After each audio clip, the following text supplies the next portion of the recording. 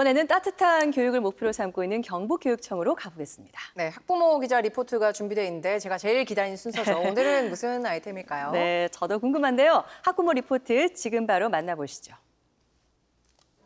전교생 11명의 작은 학교 학생들이 수업을 마치고 경로당에 모였습니다. 초복을 맞아 할머니들이 준비한 수박으로 시원한 하체를 만들며 하하호호 즐거운 시간을 갖습니다. 할머니들은 아이들이 오기 전부터 커다란 솥에 팔팔 끓여 맛있게 익힌 삼계탕도 푸짐하게 한 상 내어놓습니다. 다 같이 옹기종기 둘러앉아 삼계탕과 시원한 수박 하체를 먹으니 꿀맛입니다. 오늘 자리는 의성 단밀학교에서 준비했는데요. 엄마들이 지금은 마을학교 굉장히 잘 되고 있고 엄마들 협조가 정말 저희는 눈부시거든요.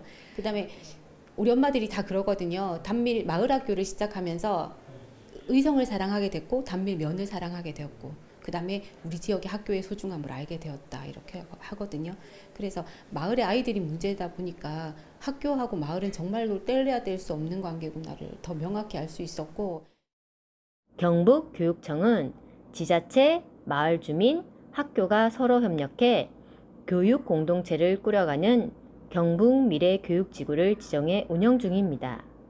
2020년에 경주, 안동, 상주, 의성, 예천 5곳을 시작으로 2023년에는 문경, 청송, 칠곡까지 3곳을 추가 지정했습니다. 이 사업은 교육청과 지자체가 MOU를 맺어 각각 연평균 2억 원씩 부담하고 그 외 교육지원청, 기초지자체, 교육부, 수자원공사의 지원을 받아 4년간 다양한 사업을 운영합니다.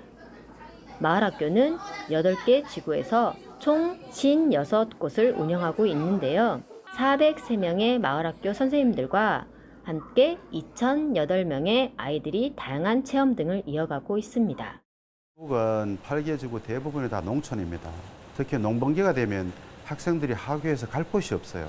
그런데 이 마을 교사들이 이 학생들을 지도하고 케어해 주기 때문에 학생들의 어떤 그런 방과 후 활동, 특히 토요일 같은 주말까지도 마을 교사분들이 학생들을 위한 프로그램을 운영해 주고 있기 때문에 학생들의 어떤 그런 돌봄, 안전, 또 사교육비 경감까지도 아마 이루어내지 않을까 이렇게 생각하고 있습니다. 저출생으로 폐교 위기에 몰린 작은 학교가 마을 학교와 손을 맞잡고 아이들의 행복한 삶을 가꾸고 있습니다. 경북교육청 학부모 기자 유명지입니다. 오늘 학부모 리포트는 따뜻하고 아름다운 소식인데요. 의성 단밀면에 있는 용곡면 경로당 마을 어르신들과 단밀 마을학교 학생들이 함께 모여서 요리를 한 거잖아요. 네, 사실 저는 소식 들으면서 좀 부럽더라고요. 할머니와 함께하는 시간이 얼마나 귀한 건지 나이 들수록 맞아요. 자꾸 그리운데 참여하는 아이들이 그 귀함을 알면 좋겠네요. 네, 맛있는 음식을 함께 만들면서 정서적인 교감도 하고 세대 간의 이해도 할 수 있는 좋은 시간이었던 것 같습니다. 이렇게 좋은 프로그램은 경북 전역에 걸쳐 좀 시행이 되면 좋겠어요. 네, 이게 올 3월부터 연말까지 진행된다고 하니까 할머니 한 분 저희가 모셔봐도 재밌을 것 같아요. 네, 한번 모셔보도록 하겠습니다. 이어서 경북교육청 소식 더 전해드리겠습니다. 지난주 경주 화백 컨벤션 센터에서 2023 경상북도 교육청 직업교육 박람회가 열렸습니다. 이번 박람회는 디지털과 함께하는 블렌디드 방식으로 개최됐는데요. 직업계고 취업률 제고와 중학생을 대상으로 직업 진로 정보 제공 및 직업계고 인식 개선을 위해 마련됐습니다. 학생들에게 도움이 많이 됐을 것 같습니다. 네, 그렇습니다. 특히 디지털 대전환 시대에 맞춰서 AR 로봇, 안내 로봇이 박람회를 홍보하기도 하고 또 채용 면접 시스템이나 메타버스 플랫폼 등 프로그램별로 다양한 디지털 신기술을 접목시켜서 박람회가 더욱 흥미로웠는데요. 경북교육청은 2020년 국내 최초로 온 오프라인 혼합 블렌디드 박람회를 개최해서 2020 정부 혁신 우수 사례 경진대회에서 행정안전부 장관상을 수상하기도 했습니다.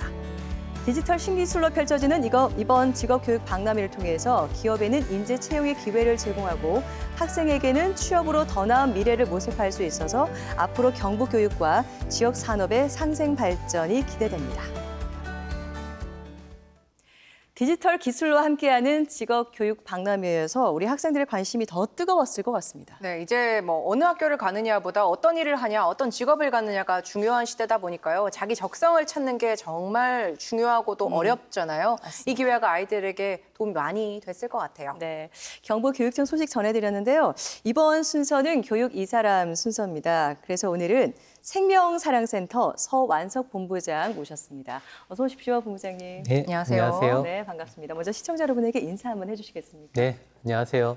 저는 경상북도 교육청 생명사랑센터 본부장을 맡고 있는 서완석입니다. 네, 반갑습니다.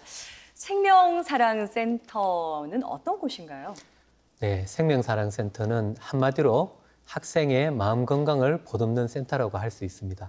경상북도 지역에 초등학교, 중학교, 고등학생들이 마음이 힘들거나 할 때 도움을 요청하는 기관이라고 할 수 있습니다. 그러면 이 마음 건강을 살피는 곳이면 본부장님은 마음 건강 전문의가 되는 건가요? 네, 제가 생명사랑센터 본부장이라고 하니까 네. 조금 어색한 부분이 있는데 네. 실제로 저는 영남대학병원에서 진료를 하고 있는 정신건강의학 전문의입니다. 네. 아, 그러시군요. 네, 그러면 질문드릴 게 더 많아질 것 같은데요. 네. 본부장님, 그 청소년 시기에 사실 뭐 아이들이 심리적으로나 정서적으로나 좀 어려움을 겪는 경우가 많잖아요. 네. 이 실제로 그 비중 어느 정도 되는지도 좀 궁금합니다. 네, 실제로 통계상 그리고 WHO의 통계들을 보면 전체 청소년들의 한 20% 정도는 정서적으로 또는 네. 인지적으로 학교 적응에 어려움을 겪는다고 합니다.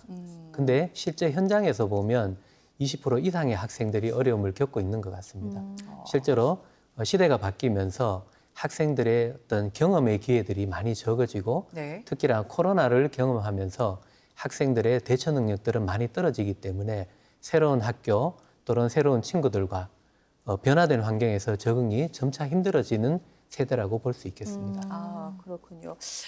그럼 이런 학생들을 대상으로 전문 기관에서 문을 지금 활짝 열어놓고 있는 그런 상황인 것 같은데 이와 관련해서 본부장님뿐만 아니라 많은 의료진 분들도 함께 하시는 건가요? 네, 저희 센터가 가장 자랑스럽게 생각할 수 있는 부분 중에 하나인데요.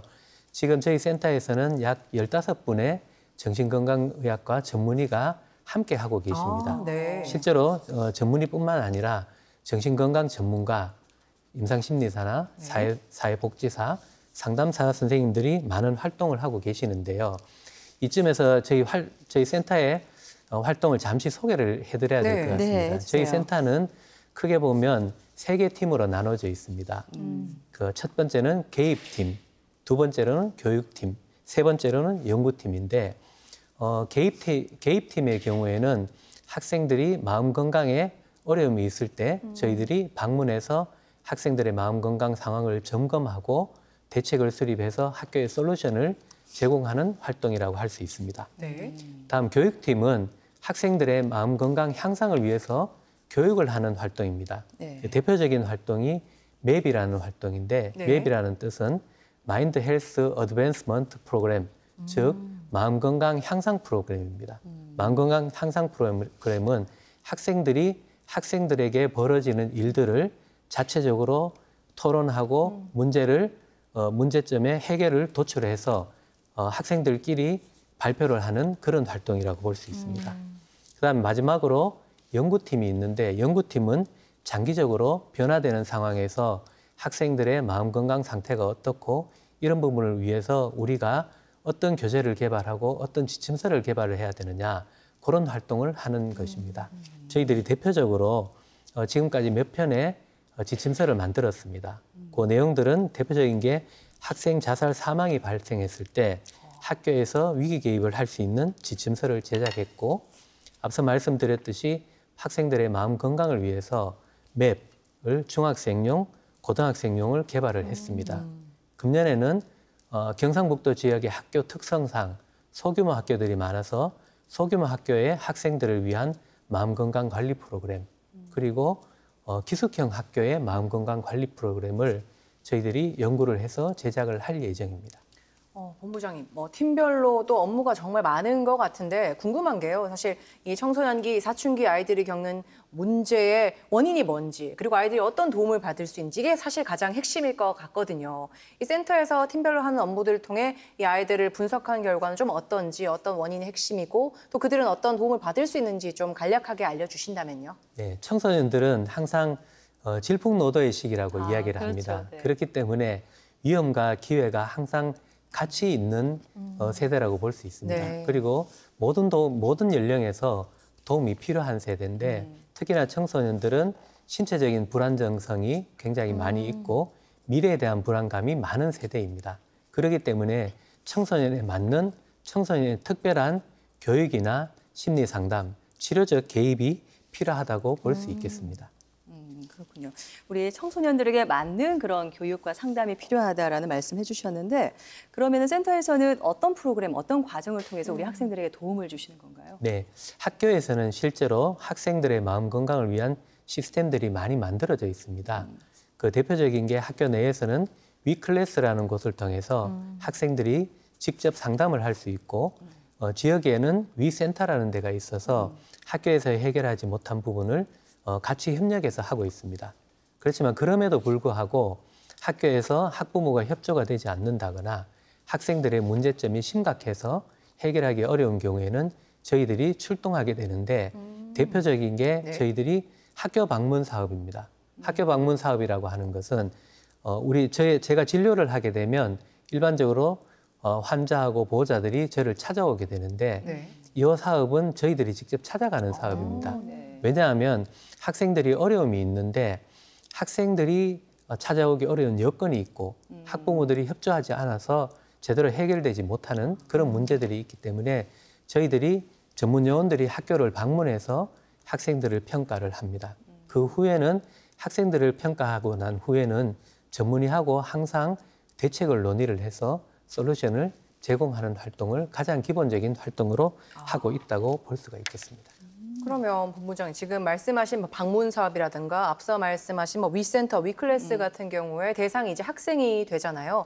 근데 제가 듣기로요, 학생뿐만 아니라 교사 또 학부모들에게도 이런 교육 지원이 있다고 하던데 어떤 건가요? 네, 실제로 저희들이 학교 방문을 하는 것은 학생들의 문제를 해결해서 학교를 안정화시키고 학부모님들이 체계적으로 학생들을 관리하기 위해서라고 볼 수 있습니다. 네. 근데 그러려면 학부모님들이 학생들의 문제를 알아야 되고 학교에서 학생의 문제를 어디까지 관리를 해야 되는지를 알아야 되는 부분이 있습니다. 제가 이제 간단한 그 말씀을 드리면 네. 어머니들은 항상 주변에 어머니들의 영향을 많이 받고 아버지들은 과거 경험의 영향을 받기 때문에 시대가 지금 다릅니다. 조금 전에 나왔듯이 지금은 100세 시대를 향해 가고 있는데 100세 시대라고 하면 100세가 된 부모를 70세가 된 자녀가 모셔야 되는 시대가 됩니다.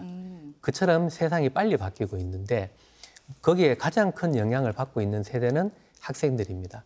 학생들의 변화를 학부모님들이 알고 학교에서 알고 제대로 된 솔루션과 대책을 논의하기 위해서 학부모님들을 교육하기도 하고 학교에 저희들이 자문을 해주기도 하는 그런 활동을 하게 되는 거죠.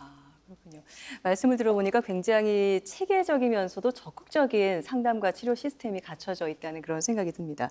실제로 이런 마음 건강을 회복한 좋은 사례가 있을까요? 네, 사례는 실제로 저희 학생의 사례를 직접 이야기하는 것이 개인의 어떤 정보라든지 이런 부분 때문에 조심스러운 부분이 있어서 네. 제가 조금 수정을 해서 말씀드리겠습니다. 네. 지금 이제 고등학교 학생인데 그 학생이 몇 년 전에 유서를 써놓고 교실을 이탈을 해서 강가에 있는 다리에서 뛰어내리려고 하는 시도를 했었습니다. 네. 학교에서는 그 사실을 알고 학생을 위해서 백방으로 찾아다녔습니다. 선생님뿐만 아니고 그 반의 학생들이 같이 찾아 나서게 된 것이죠. 그래서 다행스럽게 그 학생을 구할 수가 있었습니다. 그렇지만 그 내용들이 2번, 3번 반복됐을 때는 학교도 지쳐가고 학생도 지쳐가고 주변에 있는 친구들도 학생과의 거리를 두기 시작했는데 그런 부분에서 저희들이 가서 해결책으로 학생의 문제를 해결하기 위해서는 학부모와 학교가 함께 하자고 했습니다. 그래서 당분간 힘들겠지만 학부모가 같이 수업을 하면서 위기에 있을 때 학부모가 개입을 해서 도와주고 해서 지금은 힘들지만 학교를 잘 다니고 있다고 있는 사례를 제가 간단하게 다행이네요. 말씀드리겠습니다. 네. 정말 그런 상황이 많을수록 더 보람이 크실 것 같다는 생각이 듭니다. 이렇게 마음이 아픈 우리 학생들이 생명사랑센터의 좋은 프로그램들의 도움을 받아서 또 회복할 수 있는 그런 계기가 됐으면 좋겠습니다. 오늘 좋은 말씀 잘 들었습니다, 본부장님. 네, 고맙습니다. 고맙습니다. 감사합니다.